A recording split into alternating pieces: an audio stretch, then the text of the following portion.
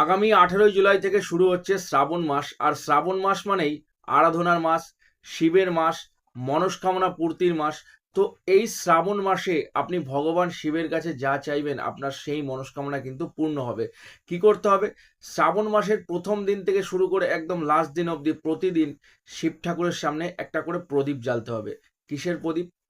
তার আগে সবাইকে বলবো ভিডিওটিকে শেয়ার করো, যাতে আরো বহু মানুষ এই তথ্যটি থেকে উপকৃত হতে পারে। কি করতে হবে? শ্রাবণ মাসের প্রথম দিন থেকে শুরু করে প্রতিদিন করতে হবে, একদিনে কিন্তু বাদ দেওয়া যাবে না। কি করবেন? সপ্তধান্য অর্থাৎ 7 রকমের শস্য, সেই 7 রকমের শস্য একটা বাটির মধ্যে নিতে হবে এবং তার উপরে একটা প্রদীপ জ্বালতে হবে, সেটা ঘিয়ের প্রদীপ অবশ্যই। সেই ঘিয়ের প্রদীপটা শিব ঠাকুরের দিকে মুখ করে জ্বালিয়ে দিন।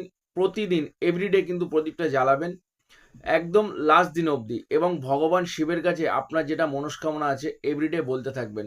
100% আপনার মনস্কামনা কিন্তু পূর্ণ হবে।